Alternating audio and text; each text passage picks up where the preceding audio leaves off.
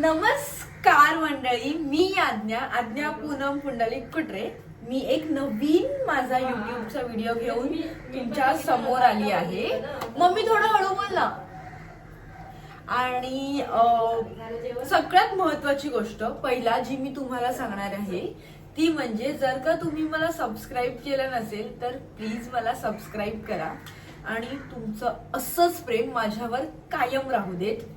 आणि आजचा माझा व्हिडिओ आहे ना तो आहे बटाट्याचे कटलेट. पण मी ना ते थोडे वेगळे करणार आहे. म्हणजे त्याची जी कोटिंग असणार आहे किंवा त्याची जी मेकिंग प्रोसेस असणार आहे ती थोडी वेगळी आहे, जी मला माझ्या मम्मीने सांगितलेली तशी. आणि आता आपण सुरू करूया बनवायला. सो सगळ्यात पहिला आपल्याला हे बटाटे व्यवस्थित धुवून त्याची जी वरची सालं आहेत ना ती सगळी काढायची आहेत. आता हे बटाटे इथे मी घेतले आणि हे बटाटे ना मी सोडले सगळे.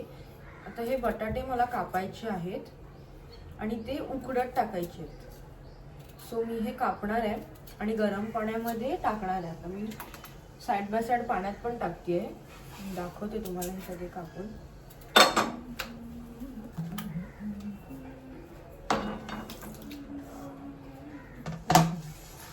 मी गॅस चालू करते.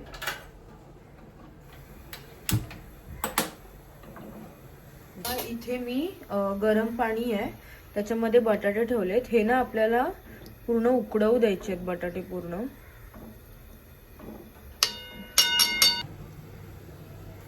तर आता इथे मी सगळं सामान घेतलेलं आहे, मी दाखवते तुम्हाला. इथे जिरं आहे, तिखट आहे, मीठ, हळद, पेरी पेरी मसाला आदित्यने आणला होता तर तो थोडासा होता तर तो घेतलाय. इथे ब्लॅक पेपर पावडर आहे आणि हे ड्राय मँगो पावडर आहे. इथे ही कसुरी मेथी आहे आणि इथे हे तांदळाचं पीठ आहे जे कोटिंग करायला मला लागणार आहे नंतर. आणि हे मम्मी जे शेवया बनवते ना ते शेव आहेत, हे पण कोटिंग करायला घेतलेत मी ते. सो एवढं सगळं मी हे घेतलंय. आणि ह्या लाल मिरच्या पण आहेत, ह्या 2 लाल मिरच्या. ह्या एवढ्या स्पायसी नाही आहेत आणि ह्या 2 छोट्या हिरव्या मिरच्या आहेत. सो हे एवढं सगळं सामान घेतलंय मी. आणि आता हे बटाटे उकडून एकदा झाले की ते स्मॅश करून हे सगळं त्याच्यामध्ये ऍड करायचंय आपल्याला.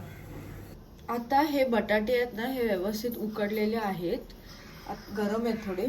आता ह्याच्यामध्ये ना मी इथे थोडीशी मटार सोलली आहे, ती मटार ऍड करते.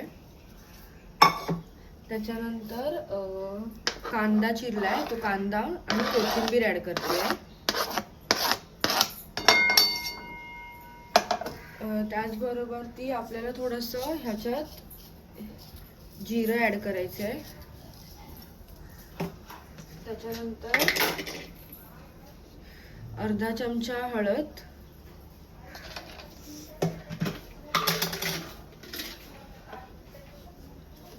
चवीनुसार मीठ,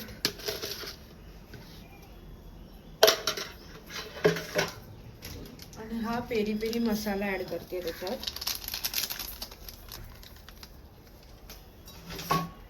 आणि ह्या लाल मिरच्या ज्या होत्या त्या लाल मिरच्या ऍड करायच्यात.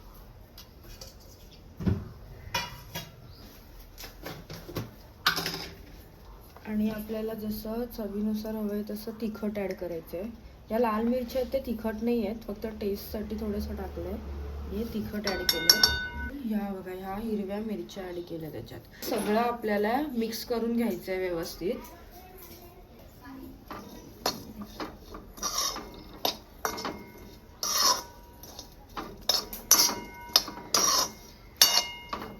आणि मी हे सगळं स्मॅश करते व्यवस्थित. गरम पण आहे.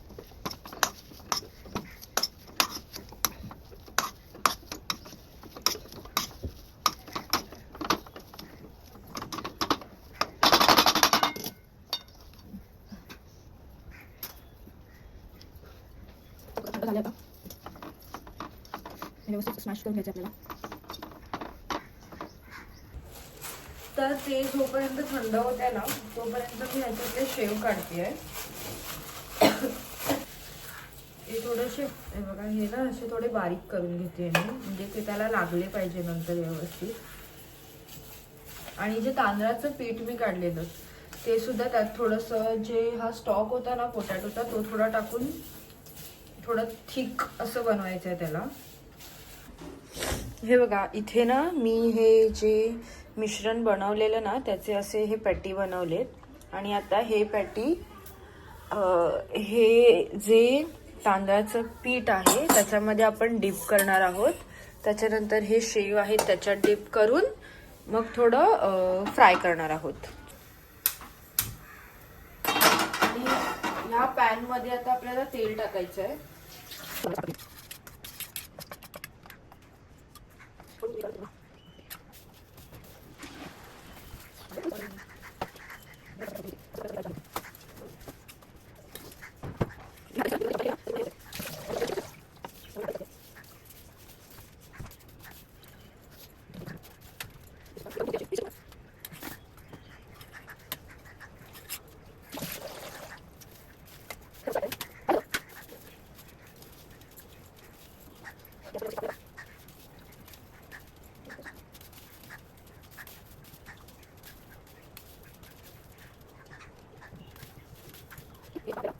पॅटीस केलेले आहेत ते मी करते.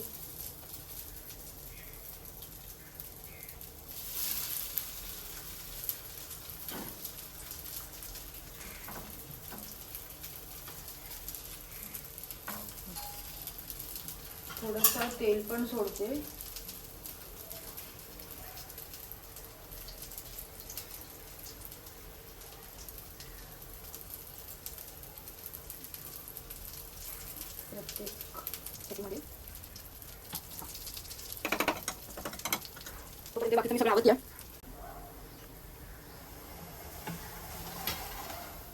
आता हे आपण परतूया.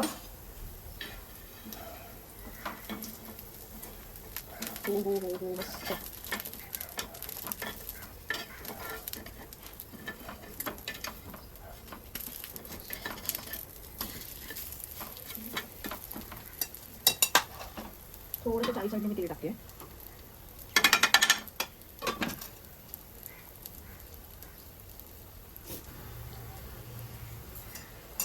तर आता हे व्यवस्थित भाजलंय. मी हा सेंटरवाला काढते. ते व्यवस्थित भाजलाय.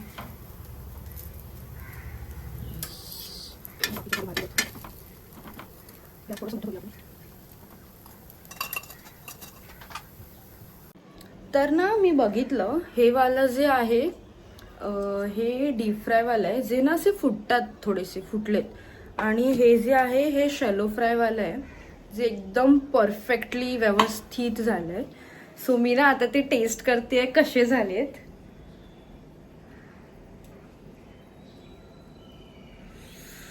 गरम आहे.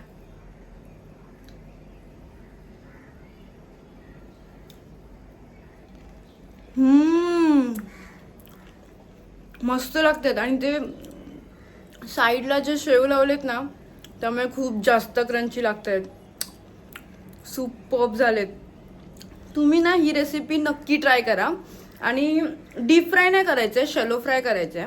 आणि इतके छान क्रिस्पी झालेत ना, तुम्हाला नक्की नक्की आवडतील. आणि मला नक्की सांगा की ते कसे झालेत.